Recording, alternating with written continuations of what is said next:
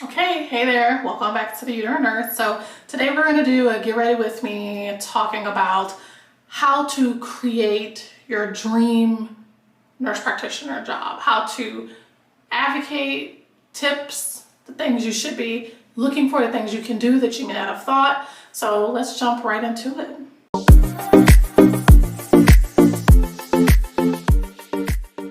Okay, with any good get ready with me, I got to show you my products, right? So I'm real basic. Okay, I don't have time for a lot of extra stuff. So this is like go-to. So this is my base that I put on. It's phenomenal. It's by Philosophy. You can use it just by itself as an everyday moisturizer, or you can use it as like a prep for your skin before. So the first thing I do is I do my eyebrows. Yes, I have a little wrap because child, I ain't got time to be digging around in my makeup bag trying to find these little things. And then here is what I'm using for this, for sculpting, and some brow gel. And I'm gonna have to do those off camera because I can't do that and talk at the same time. So here's like a before. Back eyebrows. Just shape them a little bit, you know, filled in any little spots that I tweezed in the 90s because, you know, I'm a millennial. So we just, you know, we got that back together. So now we're moving on to face. I have concealer. These are all like Fenty products. So some concealer, a little bit of contour,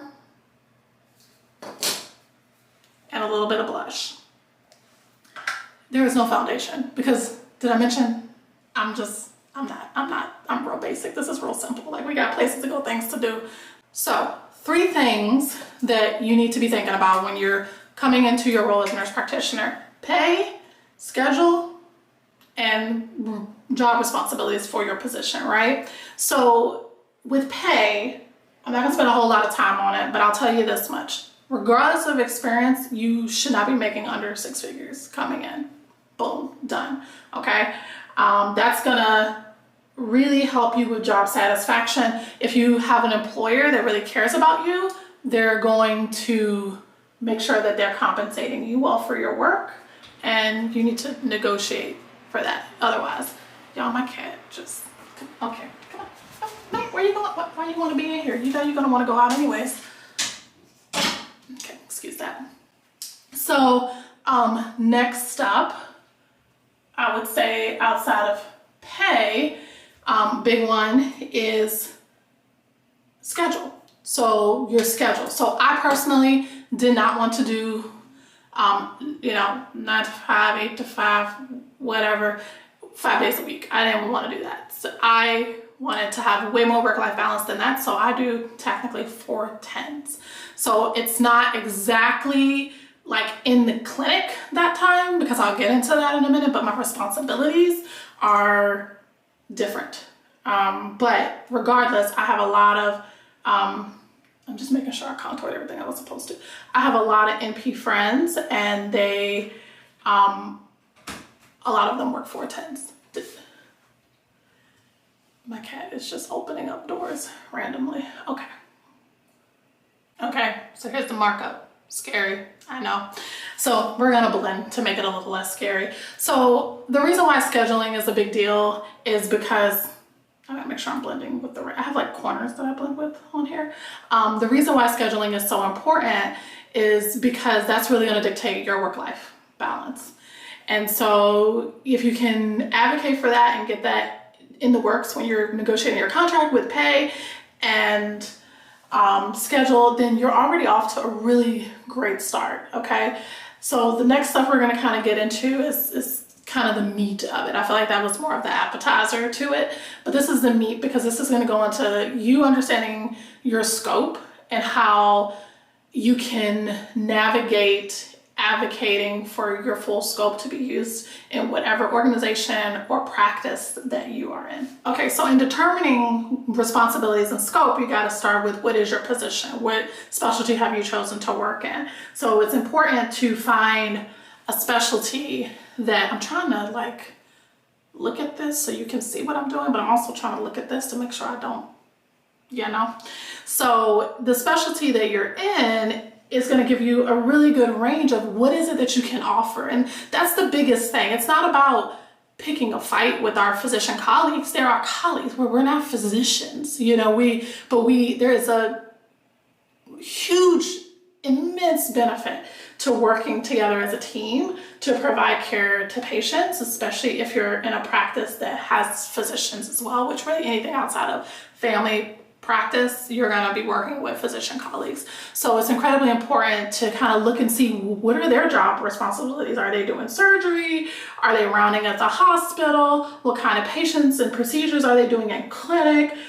You know, where can we help offload a lot of those responsibilities and jump in and help out? And it doesn't just help them out, it also helps the patients out, because then the more stuff we can do, the more patients can be seen and can get in for their appointments. So really looking at those roles, you know, nurse practitioners can do surgery. Nurses can do surgery. We can assist with surgery. That is not something that you have to be an acute care nurse practitioner or physician assistant to do. Nurses can get their RNFA and they can assist. So there is no reason that if you work in a specialty that is doing surgery, that there cannot be a game plan for you to start eventually bridging into that role, okay? We are all blended. Boom, I pretty much made my own foundation, okay? And next I'm gonna go in with, again, you guessed it, Fenty. This is just setting powder. So this just is gonna help kind of even it all out. So in presenting these ideas, it's important to start gentle, you know, when introducing it. You know, people don't like abrupt change, rightfully so, because it really disrupts their routines, their patterns. We're not trying to inconvenience, we're trying to help. So when you're trying to introduce this concept of expanding your role, your scope, introducing something new, just start with one thing and trial that for a little bit, and then try something else and trial that for a little bit. And then organizations will see it's not only beneficial to the patients, it's beneficial to the providers, it helps lessen up your colleagues' loads, and then it also is beneficial financially to the institutions to have nurse practitioners filling in and helping out to their full scope. Going in with my blush to just touch up. I don't put a whole lot underneath, so a lot of times it will kind of blend out with the setting powder, so then I have to kind of remind it to pop up. Okay, now we're gonna tackle the eyes. I just have this simple palette. I literally use the same eyeshadow pattern all the time. Again, I don't have time for an in-depth, like overly dramatic makeup routine. Q, you really, sis, should get one of these. It's a chicken salad. Just saying, it's a hair tie and it's great for like putting your brushes together so you're not like finagling around in the bag. I mean, that's just what I do. There's probably something better. Anyways, so we're gonna use this for the base.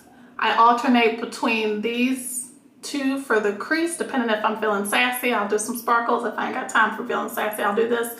And then this is for like the outer kind of wing area. That if you want to do these things in your role and it would bring you fulfillment, I would start trying to advocate for these things to your institution and talking, or your employer, whoever you need to talk to start showing them the benefit of utilizing you in these roles. So a big way that regardless of specialty, nurse practitioners can be used is obviously in the clinic, seeing patients and doing procedures. There's a lot of procedures that nurse practitioners can do, and just depending on what specialty you're in and the comfort level of your physician colleagues in teaching you, you just got to kind of fill it out with them, okay? Next up, another area I would strongly consider if your specialty does this is rounding. You do not need to be an acute care nurse practitioner to do this. You are just discharging people. You're collaborating with your physician colleagues who have been managing these patients inpatient. Of course, we're probably not talking necessarily like ICU, but when it comes to pretty much a lot of other specialties, you can, if they have patients they see in the hospital, you can round and discharge them. You just need to be communicating with the physician about what kind of management plan the patient has been on. And let me tell you, these doctors want the help. If they can avoid having to get up at the crack of dawn, especially if they've been admitting patients overnight, they're gonna want your help, okay? So that's the second way. You can do rounding. Like I said, this does not matter what you specialize in: family medicine, acute gerontology, acute care, like these are all things within scope to do. And then lastly, a big one that a lot of people don't realize that they can do is surgery. You can first assist in surgery. It's very rewarding, especially if you have patients that you see in your practice and you want to follow their care. You can do that. And then how rewarding is it if you referred one of your patients to one of your physician colleagues, they have to do surgery on them, you can assist in the surgery, they manage them inpatient, and then when they're ready to get discharged, you can run and discharge them. Full circle moment. It is extremely rewarding, and I would highly recommend, if anybody's interested in that, that'd be something that they, talk with their employers about, because there's training involved, with that. There's different programs you can go through. There's just a lot, that goes into that, and it's up to your employer to kind of decide what they're comfortable with. And you kind of just have to communicate that. Okay, to get the clown look or I just got punched in the eye look to go away, I take this little blender and I just go in and I just kind of like blend. Okay, so this is the final look. I did my mascara and eyeliner off camera because I can't afford to lose an eye. So, and I did some lip gloss, just chapstick, and then this lovely Fenty gloss underneath. So those would be my tips and advice. I would say it's kind of a 3-tiered system to kind of go into when you're first negotiating for contract, for your contract agreement, whatever it is. Make sure your schedule and your pay are up to par so you can have a good quality of life, okay? And then 3 areas that I would kind of evaluate and assess to see if you have more room for more variety and role improvement, is your work in the clinic, and what you're doing in that capacity.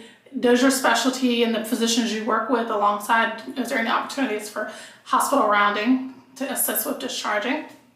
And then 3, are there any surgical opportunities available? And if any of your physician colleagues are doing any of those things, there is opportunity for you to get involved in those areas. And I think you should definitely advocate for it. Just do it in increments. Don't rush the process. Nobody likes change fast, but if you can pitch it to them and show them the benefit, the extreme benefit, and they will see it instantly if they start implementing these things, then you definitely can start to build that dream career. So I hope this was helpful.